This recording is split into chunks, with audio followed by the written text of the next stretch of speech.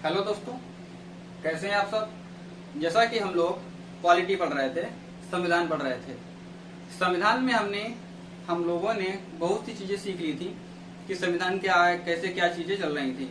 और अभी तक हम लोगों ने भारतीय संविधान की सभा का जो गठन हुआ था, हम लोग उस पर चर्चा कर रहे थे।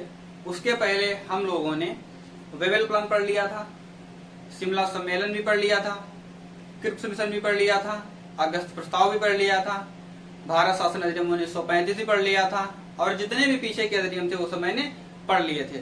और उसी चीज को आगे बढ़ाते हुए हम लोग पॉलिटी में एक कदम आगे और बढ़ाते हैं और अपने संविधान के बारे में थोड़ा सा और सीखते हैं क्या होता है। मैंने कल बताया हुआ था कि 9 दिसंबर 1946 ईस्वी को 9 दिसंबर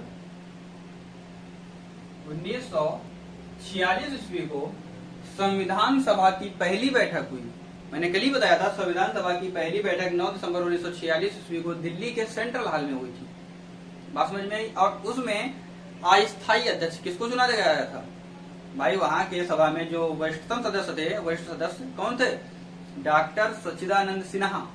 डॉक्टर सच्चिदानंद सिन्हा को वहां का अस्थायी सदस्य नियुक्त किया गया था। किसका? संविधान सभा का। और श्यामा प्रसाद मुखर्जी को उपाध्यक्ष चुना गया था। दूसरी बैठक जब संविधान सभा की हुई 11 दिसंबर 1946 ईस्वी को, उसमें सर्वसम्मति से, सभी की सहमति से डॉक्टर राजेंद्र प्रसाद को संविधान सभा का स्थायी अध्यक्ष चुना गया। और बी आर राव, ये भीमराव नहीं है, B.R. राव को संवैधानिक सलाहकार नियुक्त किया गया था। यहां तक हम लोगों ने सीख लिया था। उसके आगे 13 दिसंबर 1946 ईस्वी को 13 दिसंबर 1946 ईस्वी को पंडित जवाहरलाल नेहरू उद्देश्य प्रस्ताव लेकर आए। संविधान सभा के लिए एक उद्देश्य प्रस्ताव लेकर आए और उसी के तहत संविधान सभा की तैयारी जोर शोर से शुरू हो गई थी। तो 13 दिसंबर 1946 को पंडित जवाहरलाल नेहरू उद्देश्य प्रस्ताव लेकर आए थे। कौन सा प्रस्ताव? उद्देश्य प्रस्ताव लेकर आए थे। उद्देश्य प्रस्ताव कौन लाया था? पंडित जवाहरलाल नेहरू।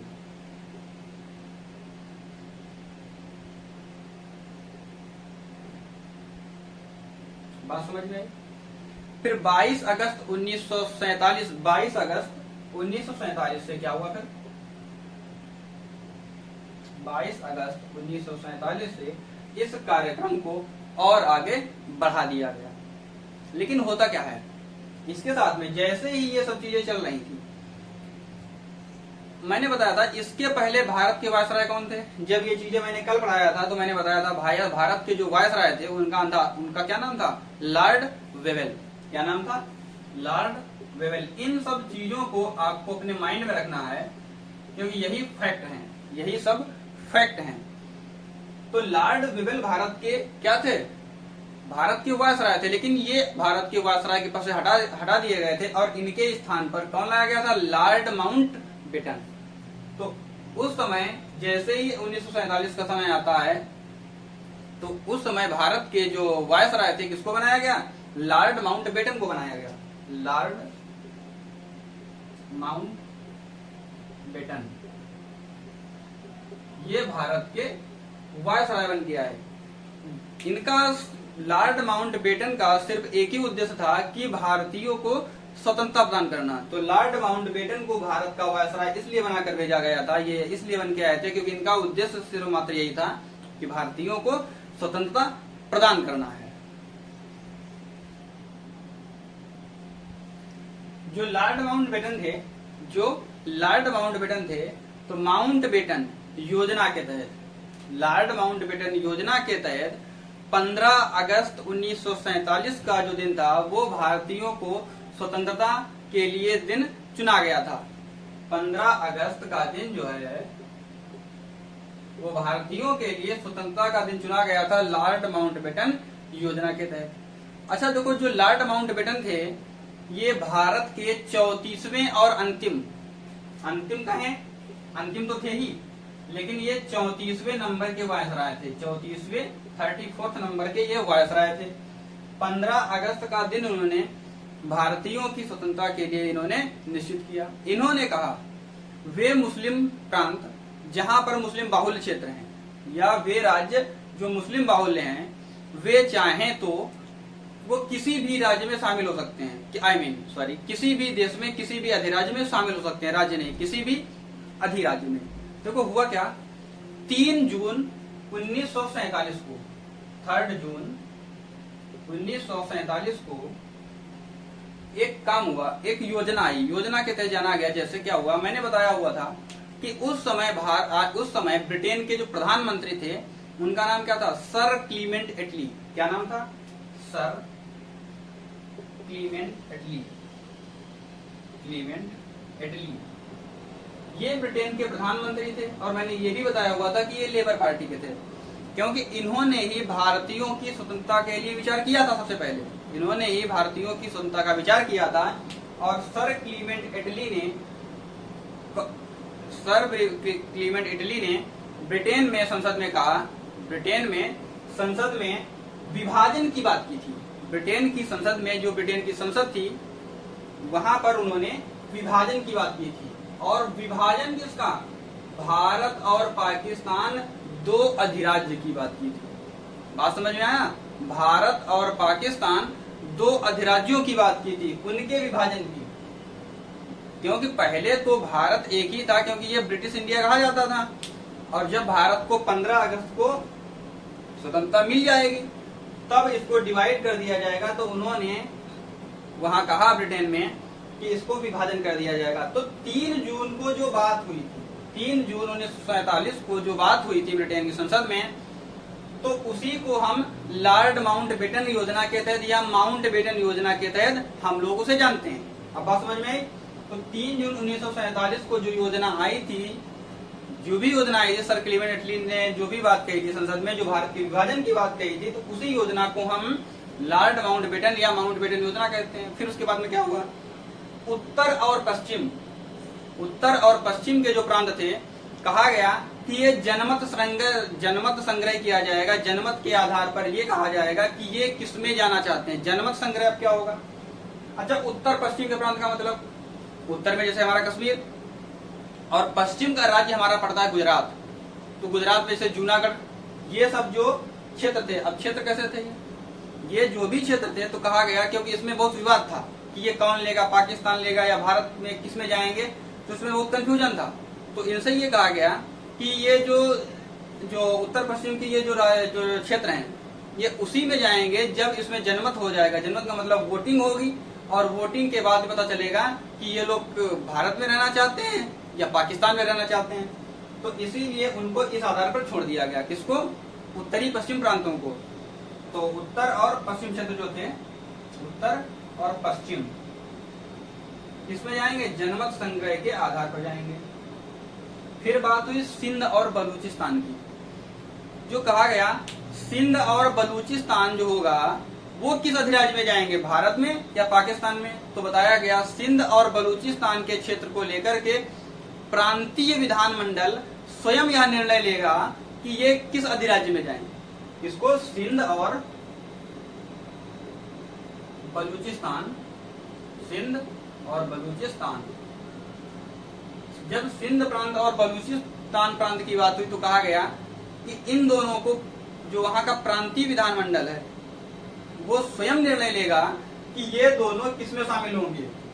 भाई 2 अधिराज्य बनाए जा रहे थे, पाकिस्तान और भारत।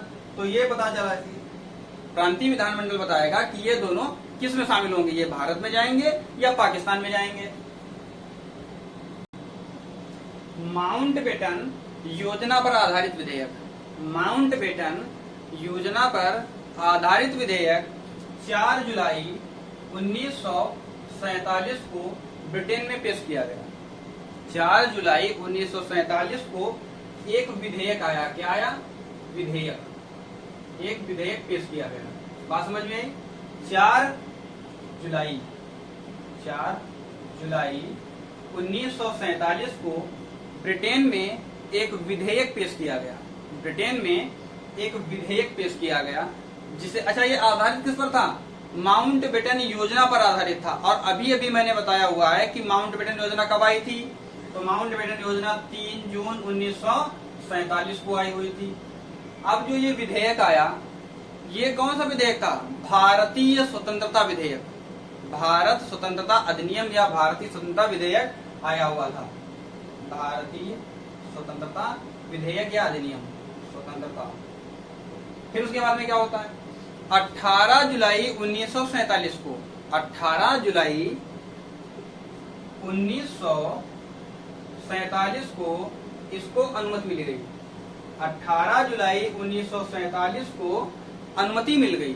बात समझ में आई। जो 3 जून 1947 को माउंटबेटन योजना आई थी, इसे हाउस ऑफ कॉमन्स में जो विभाजन की बात कही थी, वो किसने कही थी, सर क्लीमेंट इटली, जो ब्रिटेन के प्रधानमंत्री थे, उन्होंने विभाजन की बात की थी। कहाँ की थी, हाउस ऑफ कॉमन्स में। ये क्या है, ब्रिटेन की संसद।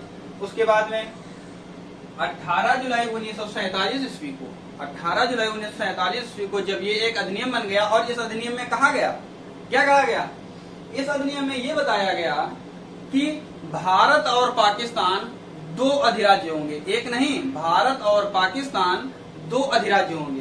कौन सा अधिराज्य, एक भारत और दूसरा पाकिस्तान। तो ये 2 क्या हो गए, अधिराज्य हो गए। और बताया गया जो देसी रियासतें हैं, जो ब्रिटिश भारत में जो देसी रियासतें हैं, तो वो जहां वो चाहे वो भारत या पाकिस्तान, किसी भी अधिराज्य में उन्हें शामिल होने का अधिकार दिया गया।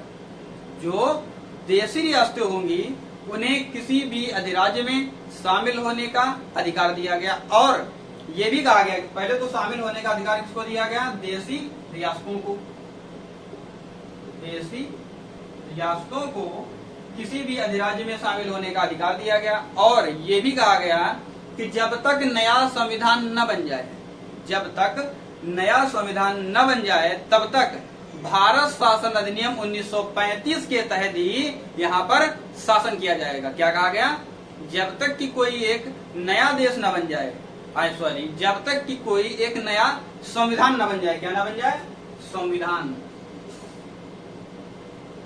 तब तक भारत शासन अधिनियम, कौन सा शासन अधिनियम, भारत शासन अधिनियम, भारत शासन अधिनियम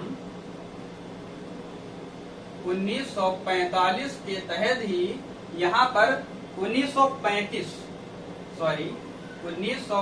के तहत ही शासन किया जाएगा। अच्छा, 1935 भारत शासन अधिनियम की अगर हम कुछ पॉइंट बताएं तो आप फिर से नोट करें। मैंने बताया था 1935 भारत शासन अधिनियम में ये बताया गया था कि जो द्वैध शासन लगा हुआ था वो राज्यों से हटा करके केंद्र में लगा दिया गया था ना।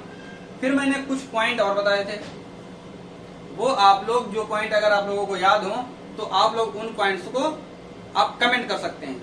आप कमेंट में बताइएगा कि कौन से पॉइंट्स हमने बताए हुए थे। जैसे मैं एक बता दे रहा हूँ, जैसे आरबीआई का गठन किया गया था। आरबीआई का गठन कब हुआ था, 1935 भारत शासन अधिनियम में। फिर मैंने क्या बताया था, भारत से म्यांमार जो बर्मा था उसे अलग कर दिया गया था। तो इस प्रकार के मैंने कई सारे पॉइंट बताए थे, उन पॉइंट्स को आपको मेंशन करना है। जब भी आपको कमेंट करने को कहा जाए तो आप लोग उन्हीं पॉइंट को मेंशन करें जिससे आपकी चीजें रिवाइज होगी। अभी तक हम जो भी चीजें बताते आए हैं, जो भी कहानी के रूप में बताते आए हैं, वो कहीं ना कहीं हमारे पेपर के पूछे गए प्रश्न ही होते हैं और उनको हम लोग जो है फैक्ट के रूप में याद करते हैं। तो उन फैक्ट्स को हम लोगों ने एक कहानी के रूप में सीख लिया है। अब मैं क्या बता रहा था, भारत शासन अधिनियम 1935 बता चुके थे और उसके पहले हम 3 जून के बारे में चर्चा कर चुके हैं और भारत पाकिस्तान अधिराज्यों की भी बात कर चुके हैं। इसके आगे हम लोग और चर्चा कर रहे हैं। इसी अधिनियम में ये भी कहा गया जो 18 जुलाई 1947 ईस्वी को आया था। इसमें कहा गया, इसमें कई सारे मैंने पॉइंट बताए हैं, कुछ पॉइंट जैसे ये भी हैं, ये दोनों जो अधिराज्य थे भारत और पाकिस्तान, इनको राष्ट्रमंडल में भाग लेने, राष्ट्रमंडल में शामिल होने या राष्ट्रमंडल से अलग होने का अधिकार दिया गया। किसको किसको, ये जो दोनों अधिराज्य थे भारत और पाकिस्तान, इन दोनों अधिराज्यों को राष्ट्रमंडल में शामिल होने और इससे अलग होने का अधिकार दिया गया। फिर उसके बाद ये जो भारत और पाकिस्तान थे, इनके लिए, इन दोनों अधिराज्यों के लिए, भारत और पाकिस्तान दोनों अधिराज्यों के लिए अलग अलग गवर्नर जनरल की नियुक्ति की जाएगी। जब देश आजाद होगा तो इन दोनों के लिए अलग अलग गवर्नर जनरल नियुक्त किए जाएंगे। जो पाकिस्तान है, पाकिस्तान का स्वतंत्रता दिवस कब मनाया जाता है? 14 अगस्त 1947 पाकिस्तान कब स्वतंत्र हुआ था? 14 अगस्त 1947 की मध्यरात्रि को। तो पाकिस्तान अपना स्वतंत्रता दिवस कब मनाता है? 14 अगस्त को। भारत 15 अगस्त की मध्यरात्रि को आजाद हुआ, तो भारत अपना स्वतंत्रता दिवस 15 अगस्त को मनाता है। जब ये दोनों अधिराज्य स्वतंत्र किए गए तो भारत के जो प्रधानमंत्री थे पंडित जवाहरलाल नेहरू, भारत के जो पीएम थे पंडित नेहरू, और जो गवर्नर थे वो लॉर्ड माउंटबेटन को बनाया गया। लॉर्ड माउंटबेटन को गवर्नर बनाया गया, लॉर्ड माउंटबेटन।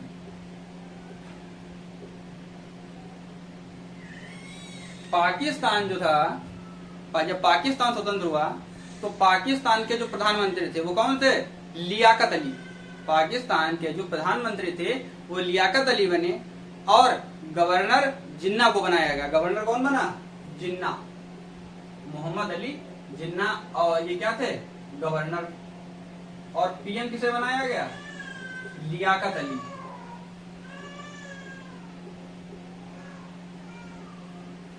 लेकिन इसी के साथ साथ भारत को स्वतंत्र होने के पश्चात, या जो स्वतंत्रता अधिनियम सब चल ही रहे थे, तब उसी के साथ में हमारा संविधान भी बनाया जा रहा था। और संविधान जो बनाया जा रहा था उसमें कई समितियां कार्य कर रही थी, उसमें कई समितियां थी। तो वो समितियां कौन कौन थी उनके बाद थोड़ा चर्चा करते हैं कि जो समितियां चल रही थी उनमें क्या कार्य हो रहे थे और कौन व्यक्ति किस समिति का अध्यक्ष था। जब संविधान बनाया जा रहा था तो उस समय, संविधान बनाते समय यहाँ पर 7 समितियां बनाई गई थी। कितनी समितियां बनाई गई थी? 7 समितियां बनाई गई थी। पहली समिति है प्रारूप समिति। पहली समिति कौन सी है? प्रारूप समिति। और प्रारूप समिति के जो अध्यक्ष थे वो कौन थे? B.R. अम्बेडकर, भीमराव अम्बेडकर को प्रारूप समिति का अध्यक्ष बनाया गया। उसी के साथ में दूसरी समिति थी संघ संविधान समिति। कौन समिति? संघ संविधान समिति। और उसके अध्यक्ष पंडित जवाहरलाल नेहरू थे। ये समिति है और इधर उनके अध्यक्ष लिखे बताए गए हैं। तो संघ संविधान समिति के अध्यक्ष पंडित जवाहरलाल नेहरू थे। उसके बाद में एक थी मूल अधिकार समिति। कौन सी समिति? मूल अधिकार समिति। उसके अध्यक्ष सरदार वल्लभ भाई पटेल को बनाया गया। सरदार वल्लभ भाई पटेल को बनाया गया। उसके साथ में एक प्रांतीय समिति थी। कौन समिति थी? प्रांतीय समिति। और प्रांतीय समिति का जो अध्यक्ष था वो भी सरदार पटेल को ही बनाया गया था। एक झंडा समिति थी, एक झंडा समिति बनाई गई और झंडा समिति का जो अध्यक्ष था उन्हें राजेंद्र प्रसाद चुने गए। संचालन समिति, संचालन समिति के अध्यक्ष भी डॉक्टर राजेंद्र प्रसाद को चुना गया था। अल्पसंख्यक समिति, 7वीं समिति कौन सी थी? अल्पसंख्यक समिति। और अल्पसंख्यक समिति का जो अध्यक्ष था वो H.C. मुखर्जी को चुना गया था। H.C. मुखर्जी जो थे, मैं H.C. मुखर्जी के बारे में कभी चर्चा करेंगे, लेकिन आज जो समितियां पढ़ रहे हैं इसमें मैंने 7 समितियां बताई हुई हैं। कौन सी? प्रारूप समिति, संघ संविधान समिति, प्रांतीय समिति, मूल अधिकार समिति, झंडा समिति, संचालन समिति और अल्पसंख्यक समिति। ये 7 समितियां हैं। क्वेश्चन पेपर में सबसे ज्यादा प्रारूप समिति पूछी जाती है कि प्रारूप समिति के अध्यक्ष कौन थे। प्रारूप समिति जो थी, इस प्रारूप समिति में 7 सदस्य थे। प्रारूप समिति के अध्यक्ष कौन थे? B.R. अम्बेडकर। और प्रारूप समिति में 7 सदस्य थे।